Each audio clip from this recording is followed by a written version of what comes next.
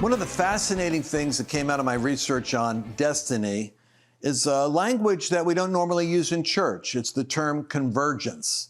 Convergence is like a place where all of your history, that's the good and the bad, is factored together into the creation of a unique alchemy. It's the story of your gifts, talents, and acquired skills suddenly extrapolated into a role that allows you to be 100% utilizing everything you've got and everything you've been through to do what you were really meant to do with your life.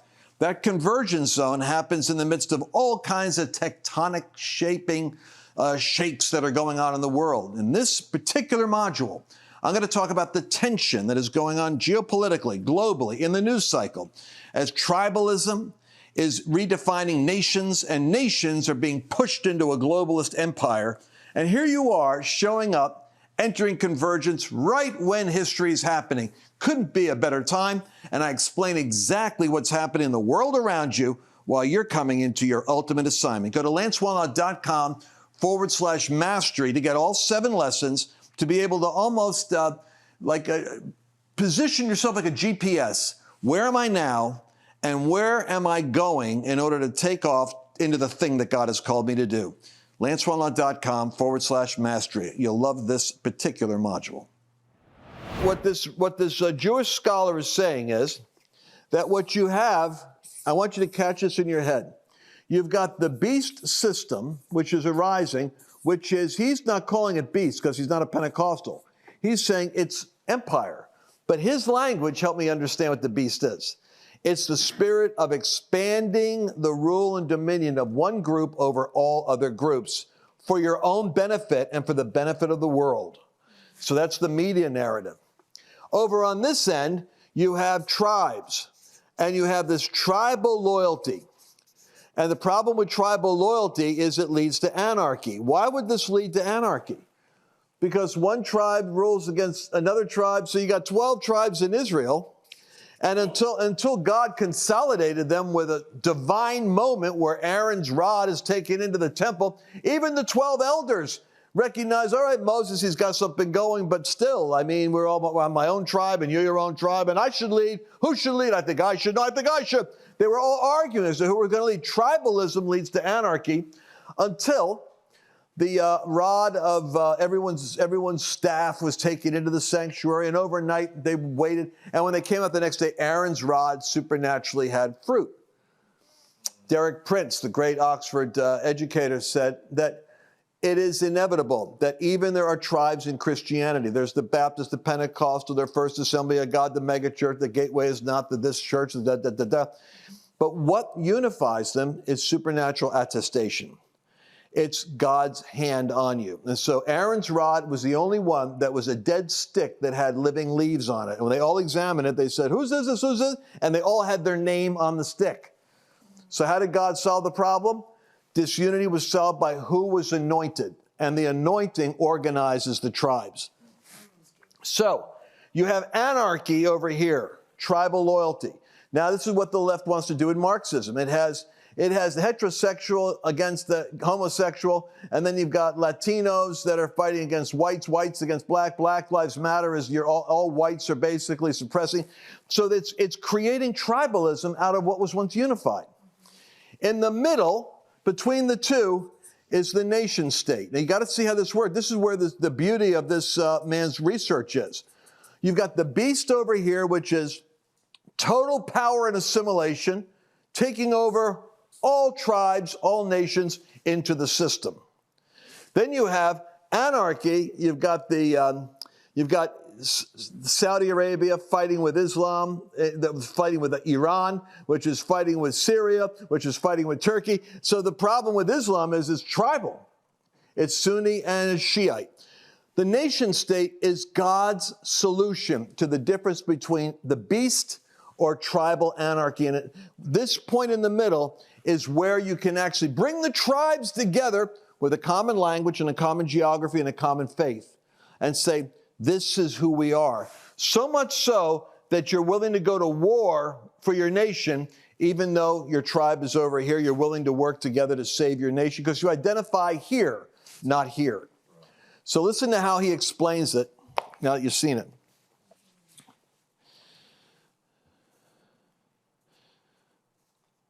Anarchy and empire are each based on a principle of immense plausibility.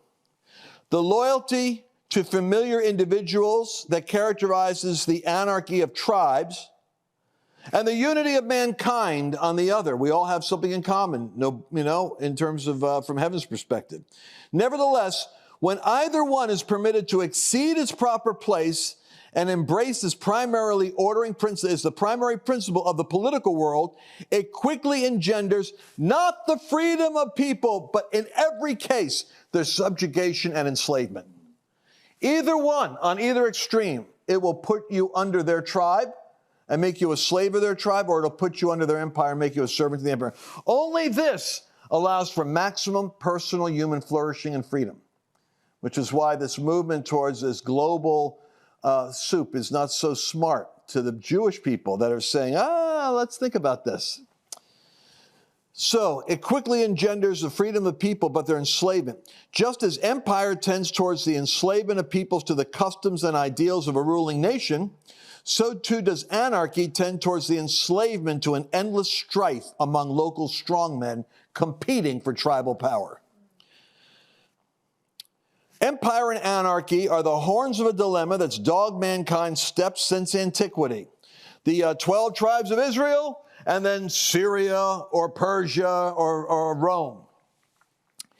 So it's the earliest political images of the Bible, the story of the Tower of Babylon, for example, in which the leadership of the city was sought to unite. So this Babel was the first effort at global empire.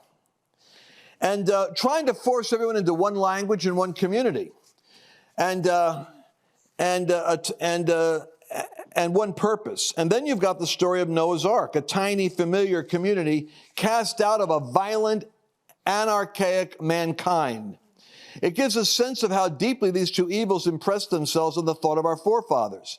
And indeed, the problem of empire and anarchy, the problem of these two choices, is central to the political teaching of Hebrew Scripture. What the prophets of Israel proposed, this is so interesting, and what the Peace of Westphalia ended up affirming after Luther did the Reformation, is this. I have said that under empire, the loyalty of the individual is supposed to be directed towards humanity as a whole, whereas in an anarchy order, it's devoted to the politically independent family or clan. What here is proposed is an order in which loyalty is turned toward an institution that sits precisely at the conceptual midpoint between the two extremes. By nation, I mean the number of tribes that have a shared heritage, and usually including a common language, a religious tradition, a shared sense of what is sacred, and a history of joining together against common enemies on the outside. And so by a national state or a nation state, I mean a nation whose disparate or different tribes have come together under a single standing government, independent of all other governments. What does it mean to say that the nation state sits at the conceptual midpoint between empire and anarchy? In the first place, a nation state rules over the families and clans, whereas an empire rules over the nations. The national state is midway between the family and the imperial state in terms of scale. And this point is the place where you provide the maximum connectivity for individuals, local families, tribes, common faith, and physical borders to identify with one another in an entity where they could experience the blessing and prosperity of liberty and autonomy from control. Do you ever get the feeling that you're kind of stuck? You're not seeing the pieces come together. We look at transformation as though it's an event. It's actually a sequence of events. It's a journey that you're on. LanceWallnau.com/mastery is a 7-part series of the 40 years of the most important insights I've seen work in the lives of successful entrepreneurs and people of high impact. I want you to get a hold of the entire 7 modules, LanceWallnau.com/mastery. You'll be glad you did it. That's why Satan wants to take out nation states. But I'm pointing it out because you never hear this taught. So when Jesus says, go make disciples of nations, it's like, well, what does that mean? He's talking about go make, because if they aren't discipled, if they aren't brought to a place of vitality here, then the empire system is going to assimilate them. You're living in the battle between this and this right now, and Christians don't know this is what they're called to disciple and defend. They're not even aware it's going on. They're checked out into another conversation. So having said that, the principle I'm looking for is that a nation that has the cohesiveness and strength to maintain independence and self-government can withstand the siren songs and seductions of empire, resist the forces of Antifa anarchy, and be able to reinforce itself as an entity that is blessed by God. So when Jesus has, when the word for Sarah and Abraham is that you'll have nations for your inheritance, obviously it's not the beast as the inheritance, and obviously it's more sophisticated than just a tribe in the Sudan. It's kings shall come forth from you, or government leaders of nation states. So I wanted to throw that out there because I don't think we understand where the beast fits in and how it fits in, and how Marxism is the dismantling of a nation state into tribalism. Pitting us, it's trying to move us into tribalism so we're weak as a nation state so we can be assimilated by empire. So this fragmenting of American culture, this divisive, acidic narrative that is constantly being put out there about race and gender and about right-wing extremism, about white Christian nationalism, it's the devil producing tribalism, people against people. The founding fathers took 13 separate tribes called states and unified them into one entity called the United States. So literally our name is there as the bringing together of 12 or 13 tribes into one identity, and then we just expanded from there. And what did we defeat? The British Empire. We defeated the spirit of it. It's in our DNA to have freedom, to fight empire. That's your ultimate DNA, and it's because of the gospel. It's because of the infusion of the Great Awakening and Protestant values that we have this strength of the individual against the collective. So I just got to say that you got to have that. So where are the nations that you're leading in your level 10 leadership? We're talking about a leadership university here. So where does the nation call and leadership converge? If you go to Matthew 25, I told you earlier the Great Commission is, go make disciples of nations. But I haven't heard much taught about this. Matthew 25, I noticed like Derek Prince, Gordon Lindsay, various people would talk about the ultimate state of things. If the beast is over here, this produces the goat nations. This produces sheep nations. The final battle is going to be between these two. The nations that resist assimilation and the system that demands conformity. This is why the Davos crowd, the European Union, global climate, COVID, are all the tools of the empire spirit trying to break down your individual rights as a nation and your individual rights as an individual, as a person. So you got to see how this goes. I'm going to talk to you about the goats and the sheep right now and clarify this a little further. When the Son of Man comes in his glory with all his angels with him, then he will sit on his glorious throne, and all the nations will be gathered before him. I'm reading from the American Standard Version here. I've got a King James, I could use that. But he will separate them. He's gathered all the nations. He separates them, the nations, as a shepherd separates the sheep from the goats. He'll put the sheep on his right and the goats on his left. Then the king will say to those on his right, "Come, you who are blessed of my Father, inherit the kingdom prepared for you from the foundation of the world." Interesting idea here. This is a lot we can unpack there, but there was something prepared in the beginning at the foundation, which is where you get the word like, the root of it is like katabana or something, which has to do with the casting down of former inhabitants. Foundation refers literally to the casting down of Satan's control over the earth and the establishment of a new earth. From the very casting down of Lucifer and his control over this earth and the God recreating the earth and putting man and woman in the earth over it, from that moment, God was preparing the kingdom. He already knew the end from the beginning. And so he saw where this was going to go. And all the way from the foundation of the world God had prepared the idea of a kingdom and what he was going to do. Jesus says, come and inherit the kingdom prepared for you from the very foundation of the world. For this is a very mischievous passage, because I heard it preached wrong. Anytime you want to take an offering for, the poor, people bring this verse out, and a whole bunch of people that are taught justification by faith. You're saved by faith alone and not by works. They freak out because now the preacher is going to start a sermon about, I was hungry and you didn't feed me, I was in prison and you didn't go. And then they're going to take up an offering. Everybody's going to give money because they're afraid they might not be saved if they don't do something. So think of how ridiculous this is. You're either saved by faith or you're not, but this teaching gets distorted. Here's what Jesus says. I was hungry and you gave me something to eat. I was thirsty, you gave me something to drink. I was a stranger and you invited me in. I was naked and you clothed me. I was sick and you visited me. I was in prison and you came to me. And the righteous will say, Lord, when did we see you hungry or thirsty or feed you or give you something to drink? When did we see you a stranger and invite you to come in naked or clothe you? When did we ever see you sick or in prison? This is all Jesus is preaching. You got to imagine how he's preaching this. It must be very dramatic, like he goes through every category.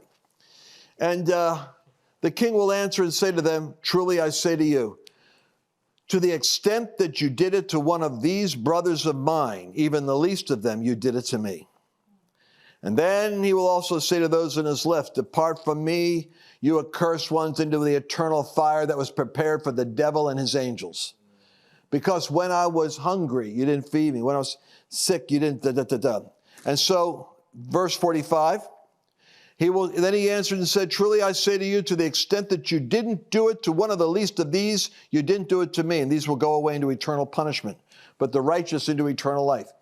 Jesus is talking about when the Son of Man comes in his glory and all the angels with him, he will sit on his glorious throne and all the nations are gathered before him. So I'm looking at that and I'm going, this is pretty significant, because the final iteration I could see of nations is apparently nations in the book of Revelation. It's all about kings and nations.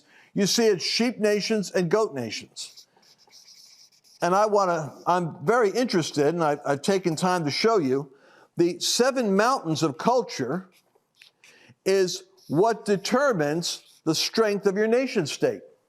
So if you don't have control of religious freedom, if you don't have an education system that isn't propagandizing your youth, if you don't have a government that's enforcing laws to support you, if you don't have culture where the believers are exerting this influence, they will succumb to collapsing to the beast system. But if you're vigilant here, your nation state can stay strong enough to retain its freedom. That's the premise. That's why I want you to catch these ideas.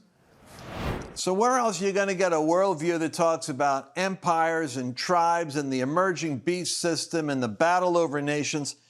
It's right here in this curriculum, and I'm so thankful that you stuck with me to the end on this.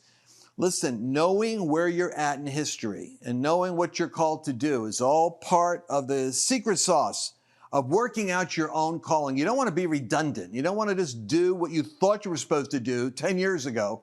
You need to update your worldview as to who you are today and who God's calling you to be tomorrow. That's what this course is all about. LanceWallnau.com/mastery is how you make that distinction between who you were and who you're becoming. LanceWallnau.com/mastery. And I look forward to seeing you in the next lesson. Did you enjoy this latest episode? Please remember to share it with your friends, because the more knowledge you have, the better equipped you are to navigate